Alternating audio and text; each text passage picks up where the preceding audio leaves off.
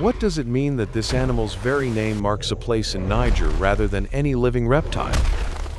How quickly did juveniles balloon toward adult size when no complete series of young skeletons has ever been recovered? Could a skull riddled with air spaces stay strong enough to carry an enormous cropping surface across every meal? What happened when Suchomimus, a huge spinosaurid sharing this ecosystem, found a juvenile or a weakened adult alone? Why did this sauropod feed at ground level, cropping ferns and horsetails instead of reaching toward tall vegetation? What narrow window of the early Cretaceous Albion, roughly 115 to 105 million years ago, documents its existence? How did one extremely specialized herbivore transform the way researchers study dinosaur jaws, teeth, and feeding evolution entirely? Don't miss what comes next in this story. Watch to the very end. Welcome to a channel where dinosaur science meets grounded paleontological research. I'm Jonny Dony. Today's film, Breathing Light Through Bone, follows Nigersaurus across early Cretaceous floodplains, where specialized ground browsing defined survival. Monetization here has grown unpredictable lately, and the channel relies on direct viewer support to keep producing films. Becoming a Patreon sponsor genuinely helps fund the next documentary. Every contribution matters. Link below. Please like and subscribe to join our community. Now, let's step into the story. Breathing light through bone. The past is never dead. It's not even past. William Faulkner. Saharan Floodplain. Braided channels wander across north-central Africa, cutting sandy courses through a lowland that today lies buried beneath desert. These are the sediments of the Elras Formation, laid down across the Aptian and Albian stages 115 million years ago. Rain, not sand, governs this world. The seasons here swing between monsoon flood and dry retreat. For months, the rivers spill sheets of silt across the floodplain. Then the channels shrink to standing pools ringed with cracked mud. Temperatures hold high all year across the Afro-Arabian landmass. Ferns and horsetails carpet the channel margins, a dense understory rather than a canopy. Nothing overhead casts much shade. On a mid-river sandbar, a fish-eating crocodiliform lies motionless in the heat, indifferent to the browsers moving along the bank. Into this understory moves Nigersaurus taquiti, a ribachosaurid sauropod first named in 1999 from material at Gadufawa. It keeps its head low, working the fern floor a few centimeters above the sediment. The floodplain suits it exactly, and it rarely lifts higher. Others share the channel country.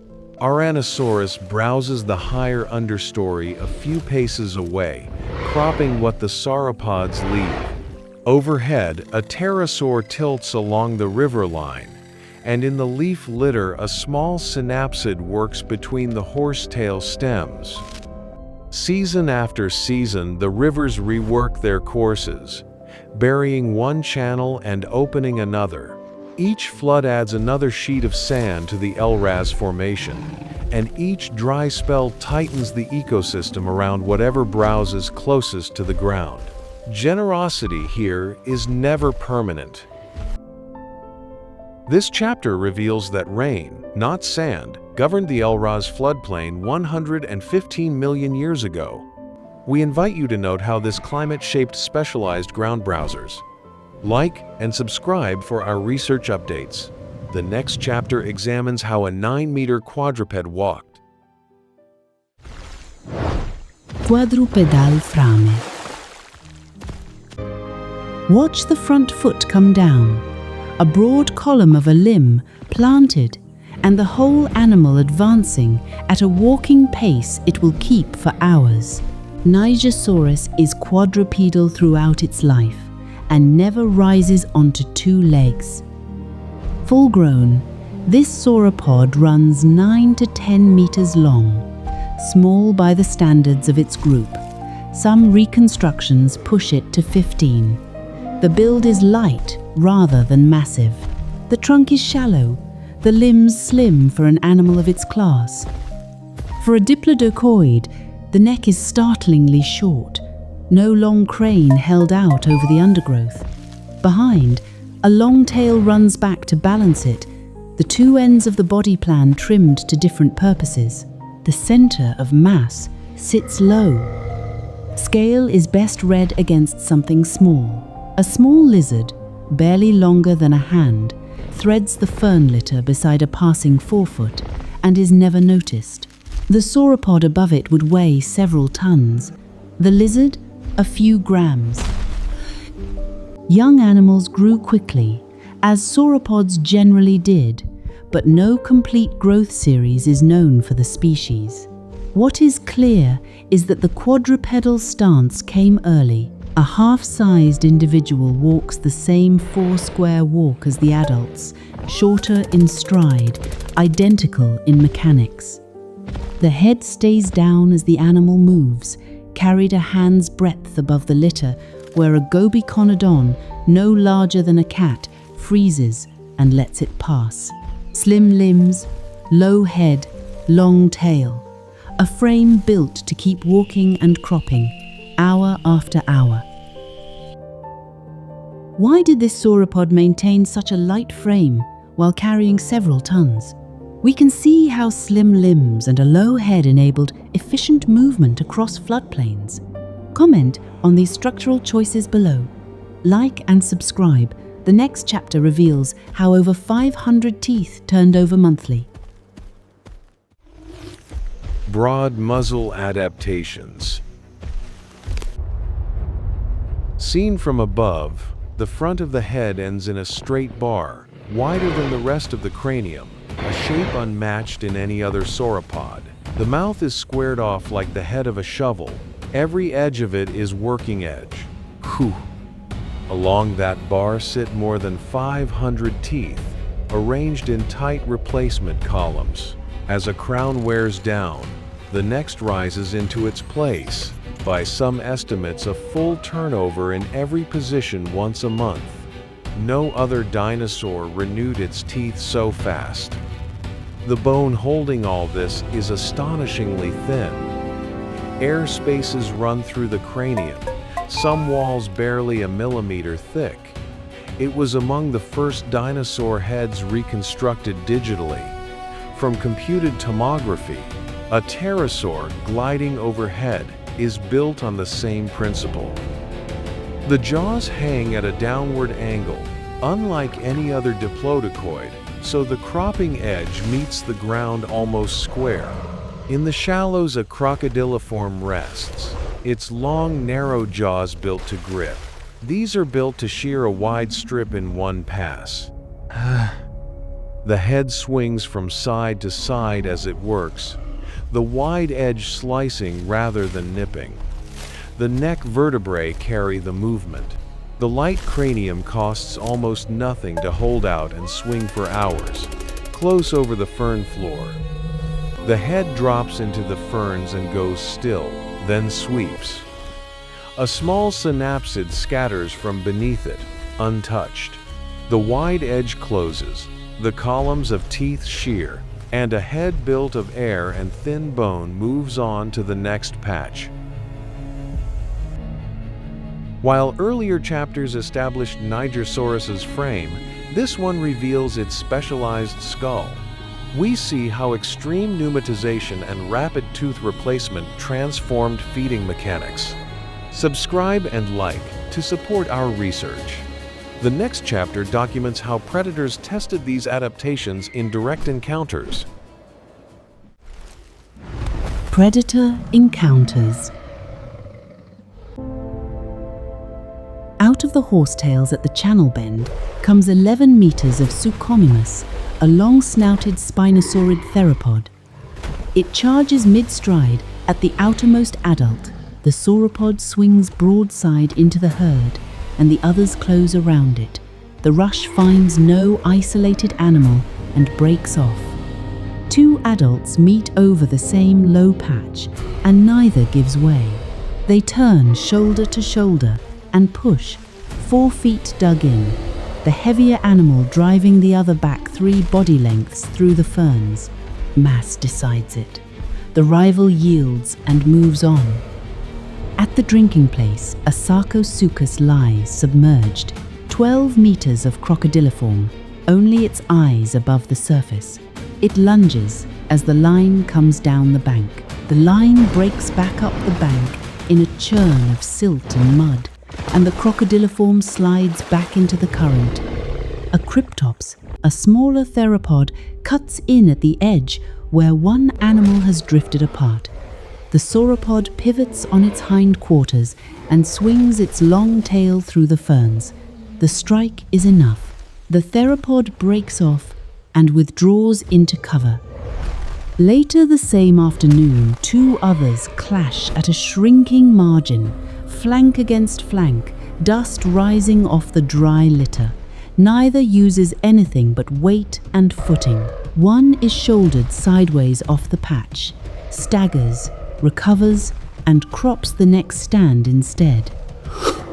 At dusk, a land-running crocodiliform tests the edge of the group, darting in low through the horsetails. A tail sweeps across its path and sends it sprawling into the litter. It rights itself and goes. The group closes up, unhurried, the threat already behind them. This chapter showed how mass, footing, and group cohesion turned back predators. We have seen the defenses, but now we examine the feeding mechanics. Subscribe and comment with your predictions. Like and subscribe. Chapter 5 shows the monthly tooth replacement and ground level strategy. Systematic ground browsing. One pass of the head clears a strip the width of its mouth, and the sound of it, a soft shearing, repeats every few seconds down the line. Nigersaurus works methodically, cutting one swathe, stepping forward, cutting the next. Nothing is left standing behind it. The diet is almost entirely soft and low, young fern fronds, horsetails from the damp channel margins, and other tender understory plants growing within a meter of the ground, nothing from the canopy. Nothing tough enough to resist a single pass. Constant work wears the cropping edge down fast, and replacement crowns rise to meet it. A fresh set arriving in each position about once a month. Above it, a large ornithopod strips the higher fronds, taking the layer this animal never touches. Ground-level feeding demands ground covered. The group moves along the channel edges in wide swaths, leaving cut ground behind, following the water as pools shrink through the dry months. A fish-eating crocodiliform watches from a sandbar and does not stir. Ito. No egg, nest, or hatchling of Nigersaurus has ever been found. Sauropods as a group laid clutches in shallow ground nests and gave little care afterwards. The young most likely began on the same low fronds as the adults, at a fraction of the size. A small synapsid follows the cut line, working the disturbed litter. By dusk, a broad band of understory has been shorn to the roots, and the ferns will regrow within weeks. No taller browser takes this layer. The wide edge keeps working. Recent evidence shows Nigersaurus replaced its entire tooth row every month to maintain that ground-level harvest. We want to hear your assessment of this rapid dental turnover in the comments. Like and subscribe to support our research. Chapter 6 reveals how the retreating rivers dismantled this entire feeding strategy. Habitat collapse.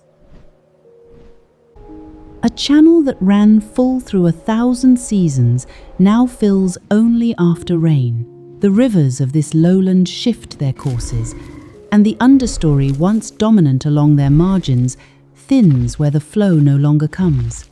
The change is slow and one-directional. Ferns and horsetails need damp ground, and damp ground is retreating. What was one continuous carpet becomes a scatter of patches, each smaller than the one before, with dry ground between them. The animals must walk further between mouthfuls, every season a little further. Specialization cuts both ways.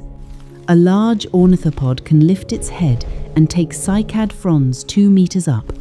Nigersaurus cannot. Its whole architecture commits it to the lowest layer of all, and when that layer fails, there is nowhere else to go. Numbers fall quietly. Groups that once moved in loose aggregations grow smaller and further apart, and the pressure lands hardest on the young, who need the richest, softest growth. The genus is documented only across a narrow interval near the Aptian-Albian transition. Others come through it. Pterosaurs still work the drying channels, crocodiliforms still hold the deeper pools, and the ornithopods move up into the taller growth. Only the animal committed to the ground layer finds its world narrowing to nothing it can use. The last of them vanish quietly from the record long before the asteroid, long before the great extinction that closed the age of dinosaurs. No catastrophe was required here. A shifting river and a retreating understory proved final enough. While earlier chapters detailed Nigersaurus's specialized adaptations, this one shows how those very traits sealed its fate. We trace the environmental shift that erased its niche while others adapted. Share your perspective in the comments. Like and subscribe. The next chapter uncovers the Gadifawa fossils. Fossil preservation. One animal steps out onto drying mud, and its forefoot leaves a broad print 30 centimeters across. The next flood will fill it with sand and seal it. This is how a lowland of rivers keeps its records, quietly and by accident. A fallen adult lies at the edge of a channel where the current dropped it. Small crocodiliforms come and go. Insects work the carcass down through the warm months, until only the weathered skeleton remains. Sand covers the rest by the next season. The place is called Gadifawa, in the Tenere of northern Niger, and it is one of the richest dinosaur grounds in the Sahara. Here the sandstones give up delicate fossil material that should never have survived. The genus was named from it in 1999. Picture the animal that left it, head down, sweeping the fern floor, the wide cropping edge shearing a strip clean, the replacement crowns rising behind. Everything about that motion is preserved. In the where? In the shape of the muzzle, in the columns beneath it. Whew! Its cranium was among the first of any dinosaur to be rebuilt digitally from computed tomography, and what emerged reset the questions paleontology was asking. Air-filled walls barely a millimeter thick, a Rebachosaurid lineage pushed to an extreme no one had predicted. Nothing of this line survives into the present. It left no descendants. What it left instead lies in stone at Gadifawa, a wide, straight-edged mouth and its 500 crowns, recovered intact, still describing an animal that fed lower than any dinosaur known. This final chapter completes our journey through Nigersaurus, from lush floodplains to fossil preservation. We invite you to consider how specialization shapes survival across deep time. Share your most striking observation in the comments below. Like and subscribe to explore more paleontological stories on our channel. Our exploration of breathing light through bone reveals how Nigersaurus mastered its floodplain home. I'm Jonny Dony, and your time watching this story truly matters to my work. Please like the video and comment with your favorite detail from this journey. Join my Patreon to catch every new dinosaur documentary a week before the public release, link below. My deepest thanks go to all sponsors and channel members whose steady support funds every frame. In just a few seconds, 2 videos with equally interesting documentaries about dinosaurs will appear on the screen. So go on to watch the next fascinating story.